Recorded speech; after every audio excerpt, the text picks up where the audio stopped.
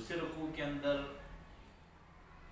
پہلے رکوع کے اندر حضرت زکریا علیہ السلام اور حضرت یحییٰ علیہ السلام کا جو ہے وہ بیان ہوا تھا، اور دوسرے رکوع کے اندر حضرت عیسیٰ علیہ السلام اور ان کی پیدائش کا اور ان کے نبوت کا پورا واقعہ بیان ہوا۔ جب تیسرا رکوع ہے، اس کے اندر حضرت ابراہیم علیہ السلام کے جو ہے واقعہ بیان ہو رہا ہے۔ حضرت عیسیٰ علیہ السلام کا واقعہ جو ہے وہ عیسائیوں کے لیے بیان ہوا تھا کہ تم حضرت عیسیٰ علیہ السلام کو جو اللہ تعالیٰ کا بیٹا بناتے ہو، تو حقیقت کیا ہے، کس طرح ان کی پیدائش ہوئی تھی، وہ بیان کیا گیا تھا کہ بھی وہ اللہ کے بیٹے نہیں تھے، لیکن اللہ تعالیٰ کا معجزہ تھے، اور اللہ تعالیٰ نے ان کو پوری دنیا کے اندر ایک مثال بنایا، ایک اپنے معجزے کی۔ حضرت آدم علیہ السلام کو بغیر ماں اور باپ کے حضرت حوا علیہ السلام کو اس طرح پیدا کیا، حضرت عیسیٰ علیہ السلام کو بغیر باپ کے انہوں نے پیدا کیا اللہ تعالیٰ نے۔ یہ اللہ تعالیٰ کی قدرت کا ایک کرشمہ تھا کہ اللہ تعالیٰ جو چاہتا ہے وہ کر لیتا ہے۔ اس کے بعد وہ عیسائیوں سے تھا، کیونکہ اس وقت مسلمان ہجرت کر کے جو حبشہ ہے وہاں گئے تھے، وہاں کا جو بادشاہ تھا وہ عیسائی تھا۔ تو اس کے بعد جو مسلمانوں کو جو سامنا تھا وہ مشرکین سے تھا، جو اللہ تعالیٰ کے علاوہ بتوں سے جو ہے وہ امیدیں باندھتے تھے، انہی کے سامنے جھکتے تھے، انہی سے مانگتے تھے، انہی کو سجدہ کرتے تھے۔ تو اب ان کی تصحیح کے لیے، ان کی اصلاح کے لیے جو اللہ تعالیٰ حضرت ابراہیم علیہ السلام کا قصہ بیان کر رہا ہے۔ اور حضرت ابراہیم علیہ السلام کا قصہ اس لیے بیان کر رہا ہے کہ مشرکین مکہ جو تھے وہ حضرت ابراہیم علیہ السلام کو بھی نبی مانتے تھے، وہ یہ مانتے تھے کہ وہ اللہ تعالیٰ کے نبی تھے، یہ بھی مانتے تھے، وہ یہ بھی مانتے تھے کہ وہ ان کے آباء و اجداد میں سے، یہ ان کی اولاد میں سے تھے، تو اپنے آباء و اجداد میں ان کو مانتے تھے کہ وہ ایک صالح انسان تھے، نیک انسان تھے، جو اپنے بڑے تھے، ان کے باپ دادا تھے۔ تو اس لیے یہ میرا بیان ہو رہا ہے کہ بھی اصل میں ان کا کیا عقیدہ تھا، ان کا کیا ایمان تھا، ان کا کیا دین تھا، یہ بیان ہو رہا ہے۔ وَاذْكُرْ فِي الْكِتَابِ ابراہیم، اس کتاب میں ابراہیم علیہ السلام کا قصہ بیان ہوا، یعنی حضرت ابراہیم علیہ السلام کیا بیان کریں۔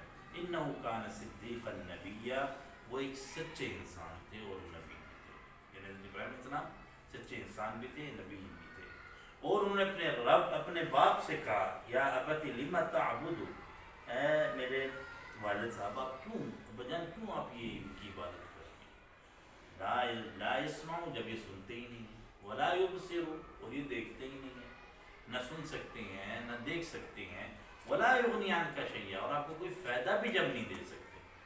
یا تو بندہ اسی سے کوئی بات کہتا ہے، مانتا ہے، مانگتا ہے جس کو کوئی فائدہ دے سکے، جب اس کو پتہ ہی ہے کہ یہ میرا کام کر ہی نہیں سکتا، تو پھر کوئی سنے گا تو آپ کی مراد پوری کرے گا نا، کوئی آپ کو دیکھے گا تو آپ کے ساتھ اس کی چاہت جو ہے وہ پیدا ہوگی، ٹھیک ہے نا؟ نہ وہ سن سکتا ہے نہ دیکھ سکتا ہے اور کوئی فائدہ بھی نہیں پہنچا سکتا۔ یعنی دوسرے قرآن میں دوسری جگہ پر ہے کہ وہ اپنے ناک سے اس کے اوپر بیٹھی ہوئی جو مکھی ہے وہ ہی نہیں ہٹا سکتا، تو اس نے تمہیں کیا فائدہ دینا ہے؟ یا ابت انی قد جاءنی من العلم، کیا بجان میرے پاس ایک ایسا علم آیا ہے، ما لم یأتک، جو آپ کے پاس نہیں آیا، فاتبعنی، تو میری پیروی کیجیے، اہدک صراطا سویا، میں آپ کو سیدھے راستے پر لے جاؤں۔ وہ علم کیا ہے؟ وہ وحی کا علم ہے، کہ آپ کے اوپر وحی کا علم نہیں ہے، لیکن میرے پاس اللہ تعالیٰ کی طرف سے وہ وحی نازل ہو رہی ہے، وہ سچا علم آ رہا ہے جو مجھے غیب کی خبریں بھی دیتا ہے، جو مجھے سیدھا راستہ بھی دکھا دیتا ہے۔ بجان آپ میری پیروی کریں تو آپ سیدھے راستے پر چل پڑیں گے۔ یا ابتی لا تعبد الشیطان، اے بجان شیطان کی پیروی نہ کریں، شیطان کی عبادت نہ کریں، شیطان کی بات ماننا جو ہے وہ شیطان کی عبادت کرنا ہے، کیونکہ کبھی بھی آپ یہ کہیں بھی نہیں دیکھیں گے، کسی بھی دین کے اندر نہیں دیکھیں گے کہ کوئی جو ہے وہ شیطان کی عبادت کر رہا ہو۔ ہر دین کے اندر جہاں شیطان کا لفظ آتا ہے وہاں اس کے ساتھ برے لوگ ہی مراد ہوتے ہیں، وہ کوئی بھی دین ہو، وہ ہندوازم ہو، وہ عیسائیت ہو، مشرکیت ہو، یا لا دینیت ہو، سیکولر ہو، جو بھی ہو، اس کے اندر کہیں بھی شیطان کی عبادت نہیں ہوتی، کسی نہ کسی کی عبادت ہو رہی ہوتی ہے، اور وہ نیک بندہ ہوتا ہے ان کی قوم میں جس کو وہ اچھا سمجھتے ہوتے ہیں، اس کی عبادت ہو رہی ہوتی ہے۔ تو یہاں جو بیان کیا گیا نا، لا تعبد الشیطان، शैतान की इबादत ना करें तो इससे मुराद ये है कि जब आप शैतान के कहने पर चलते हैं, जिसका मतलब ये होता है कि आप उसी की बंदगी कर रहे हैं, उसी के बंदे बने हुए हैं और उसी की आप इबादत कर रहे हैं। हज़रत इब्राहीम अलैहिस्सलाम ने अपने बात को यही कहा, ला ताबुदु शैतान, आप शैतान की इबादत ना करें। इन्न शैतान कान लिर्रहमान असिया, कि शैतान जो है वो हमेशा अल्लाह ताला की नाफरमानी करता है, और जो खुद नाफरमानी करता है वो उसी का ही पैगंबर होता है, उसी की तरफ बुलाने वाला होता है। तो आप जब भी शैतान की भी बात मानेंगे तो उसके अंदर रब की नाफरमानी ही होगी और कुछ नहीं होगा, रब की रज़ामंदी या रब की रज़ा नहीं होगी। या अबती इन्नी अख़ाफ़ु अन यमस्सका अज़ाबुम मिनर रहमान, बजान मुझे डर ये है कि आप रब की पकड़ में ना आ गए, उसके अजाब में न मुब्तला है। फ़तकून लिश्शैतानि वलिय्या, और आप शैतान के साथी न बन जाए। बंदा जब एक दफ़ा बात मानता है शैतान की तो उसका साथी नहीं होता, बंदा ही होता है, ठीक है ना। दूसरी दफ़ा मानता ही नहीं होता, लेकिन जब वो मुसलसल मानना शुरू हो जाता है तो फिर उसका साथी बन जाता है। मैं आपसे एक दफ़ा मिला हूँ, मुझे कोई नहीं कहेगा साथी, मैं से दूसरी दफ़ा मिला हूँ, कोई मुझे नहीं कहेगा मेरे साथी, तीसरी चौथी दफ़ा जब लोग देखना जो हमें ये तकरीबन इकट्ठे रहते हैं तो फिर कहेंगे ये दोनों साथी हैं, ये दोनों मिले हुए हैं, ये दोनों एक ही हैं। इसलिए कहते हैं कि बंदे को आपने देखना हो कि वो कैसा है तो उसके दोस्तों को देखो, किस सोसाइटी में उठता है बैठता है, कैसे लोगों में उठता है बैठता है, तो मैं उस बंदे की ये उसका पता चल जाएगा ये किस तर्ज का बंदा है, किस किस्म का बंदा है, क्योंकि उसके साथी वो हैं। फ़तकून लिश्शैतानि वलिय्या, कि अगर आप शैतान की बात मानने लग जाएंगे, बार बार मानने लग जाएंगे, बार बार नाफरमानी करने लग जाएंगे, फिर आप रब के बंदे नहीं रहेंगे, आप शैतान के साथी बन जाएंगे। क़ाला राग़िबुन अंत अन आलिहती या इब्राहीम, बात वही जो हमेशा से होती है, किसी का किसी की तरफ चलना, मेरे वालिद का एक काम करना, मेरे बाप दादा का एक काम करना, मेरे चचा का एक काम करना, वो इस चीज़ की कतई दलील नहीं है कि वो सही है या वो गलत है, सही होने की दलील नहीं है। सही वही है जिसको दीन सही कहता है, जिसको शरीयत सही कहती है, जिसको अल्लाह ताला सही कहता है, जिसको अल्लाह का रसूल सल्लल्लाहु अलैहि वसल्लम जो है वो सही कहती है, सही वही है। मेरे दादा ये कर रहे थे, मेरे बाप ने ये किया, मेरे वालिद ने ये किया, मेरा पूरा कुंबा ये करता है, ये इस चीज़ की दलील नहीं है कि वो चीज़ सही है। तो हज़रत इब्राहीम अलैहिस्सलाम के वालिद साहब ने फिर यही कहा कि राग़िबुन अंत अन आलिहती या इब्राहीम, क्या तू मुझे मेरे माबूदों से करना चाहता है, यानी मेरे माबूद, ठीक है ना, मैं उनकी इबादत कर रहा हूँ, क्या तू उनके ऊपर नहीं चलेगा, रस्ते पर नहीं चलेगा, जो मुझे छोड़ देगा, मेरे ख़ानदान को छोड़ देगा, ठीक है ना, तो अपने कुंबे को छोड़ देगा।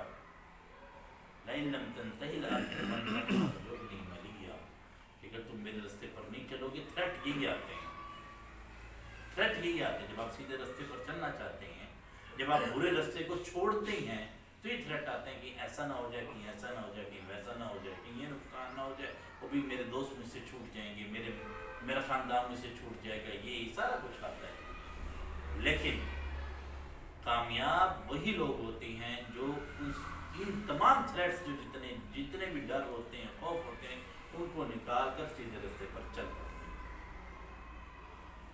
लइन लम तंतही लअरजुमन्नक, मैं तुम्हें संसार कर दूँगा, मैं तुम्हें मार डालूंगा, मैं ये नहीं परवाह करूँगा तुम मेरे बेटे हो, मैं इसका कोई ले रहा हूँ। वहजुरनी मलिया, या फिर तुम हमेशा के लिए मुझसे अलग हो, न मैं तुम्हारा बाप न तुम मेरे बेटे। हज़रत इब्राहीम अलैहिस्सलाम,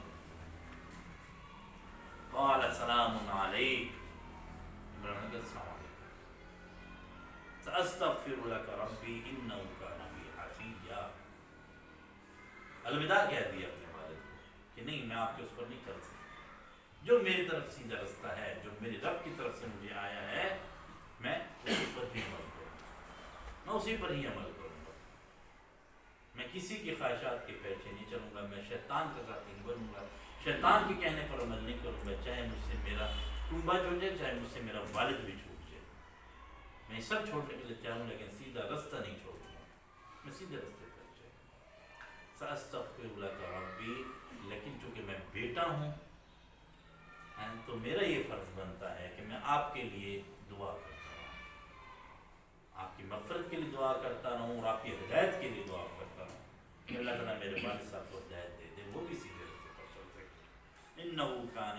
حفیہ، وہ تو بہت مہربان ہے نا رب، اس سے تو دعا مانگی جا سکتی ہے نا. جب اپنی کوششیں ناکام ہو جائیں، جب بندہ مزمل ہو جائے، نڈھال ہو جائے، اس کو کوئی رستہ نظر نہ آ رہا ہو کہ بھی میں کیا کروں، وہ ایک ذات ایسی ہوتی ہے کہ اگر آپ اس کی طرف رجوع کر لیں، اس سے مانگیں، تو وہ آپ کو ضرور عطا کرتی ہے، وہ ضرور آپ کو اس مشکل سے نکالتی ہے، وہ آپ کو ضرور رستہ سجھاتی ہے، ضرور وہ آپ کے جو زخم ہیں ان کو مندمل کرتی ہے اور ان کو بالکل صحیح کرتی ہے. انہو کان بی حفیہ، وہ کون سی ذات ہے؟ وہ رحمان ہے، وہ اللہ ہے کہ اسی کی طرف رجوع ہوگا تو وہ کبھی بھی اکیلا اور نامراد نہیں چھوڑتا اپنے بندے کو.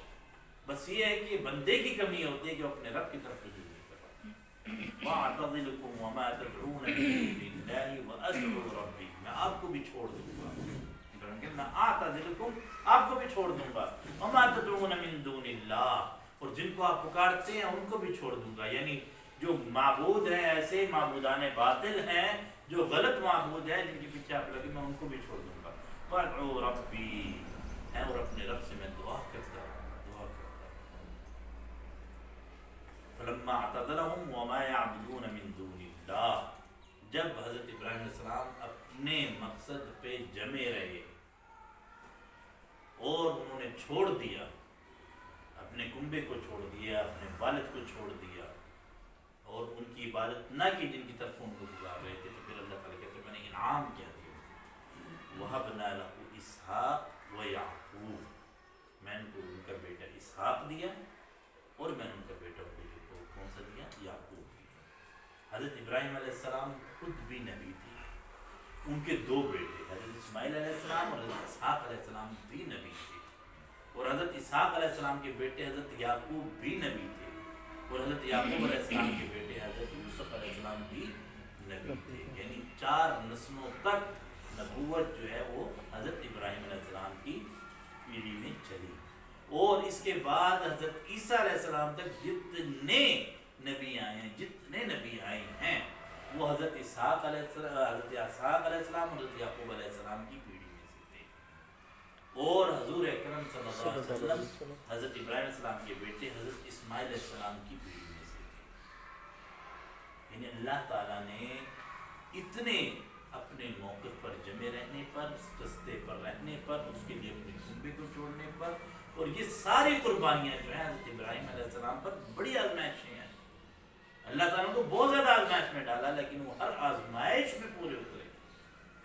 یہ تو ایک چل رہا ہے نا حضرت اسماعیل علیہ السلام کے حوالے سے، اور اس حوالے سے حضرت اسحاق علیہ السلام کے حوالے سے، حضرت اسماعیل علیہ السلام کے حوالے سے بھی جو ان کے اوپر وہ آئی کہ ان کو چھوڑنا پڑا ہے. ابھی شیر خاری تھے حضرت اسماعیل علیہ السلام، تو اللہ نے حکم کیا جاؤ اپنی بیوی کو اور اپنے بچے کو چھوڑو. کہاں چھوڑو؟ مکے میں چھوڑو.